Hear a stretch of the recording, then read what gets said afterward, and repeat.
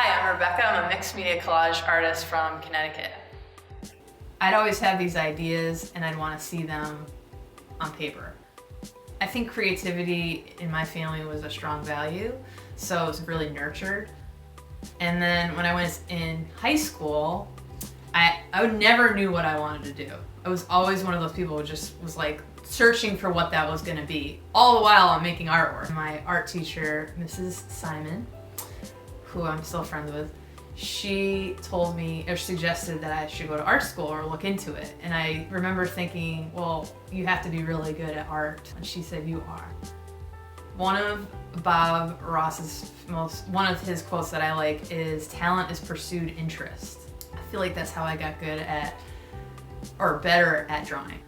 So my main responsibilities are to just continually create new work. That's part of when I wake up every morning. I think about what creative projects I'm working on and how I can keep moving forward every month. And I also stay in touch with those who subscribe to my newsletter and who come to my workshops and my classes. So I have a set plan every month of when emails go out and when I post events. A typical day for me would be depending on what I have going on. So every month is different. Some days I'm leaving my studio and working with people in different towns or a specific location for a class or a workshop. And then some days I'm just at home working. If it's a typical day for me in my studio, I wake up in the morning and I kind of actually set an intention for the day and do a little meditation and kind of sit in quiet for a little bit just to kind of like get the day going. And usually the day's written out for me, so I already kind of know what I'm doing. And usually every day I try to incorporate some physical activity too. So once those things are kind of done, then I work on the projects that I have. I'll sit at my computer and kind of look at my day, send out emails, do some marketing, and then I try to get off that as soon as I can because I really like to focus on the creative time of my work. I see my job as my lifestyle, so it's like it's just part of like what I'm gonna naturally do anyway. It's like I think when you really are into what you're doing and you love it, it's just, you wake up and you do it and you're not really thinking about anything else.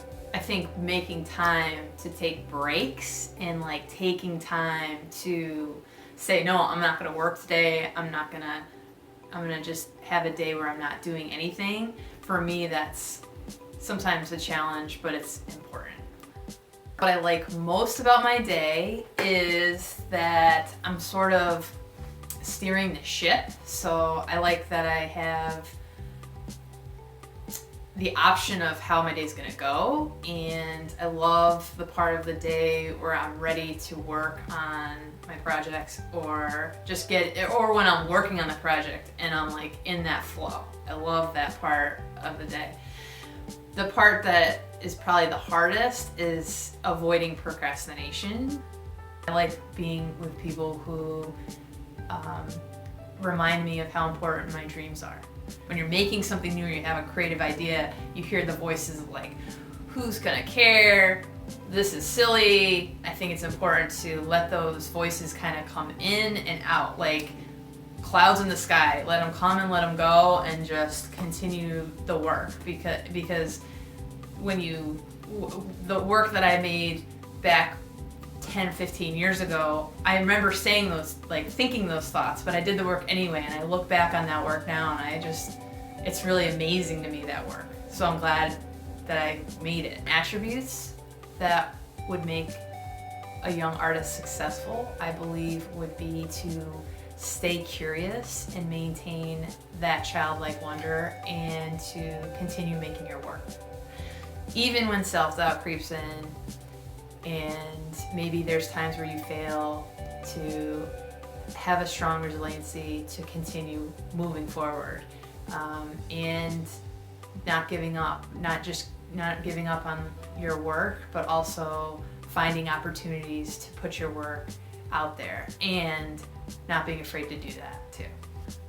I think now there's a great resourced in YouTube and hearing other artists talk about how they do it too. So I think the web has kind of made it really easy these days for artists to be successful and but also learning from other artists, but then doing it the way that you want to, which is what's most fun about being a creative person. So looking back, I would never change the path that has brought me here, but moving forward, I always keep an open mind to know that I will change and possibly things in my life will direct me in different directions. So I always try to maintain a flexibility about what my desires are, and as a creative person, I think it's great because you explore that, if not month to month, day to day. Am I happy at doing what I'm doing? Is this fulfilling? And I think when you ask yourself those questions, you can know if what you're doing is something that you want to continue for a long time, or you can be open to changing directions.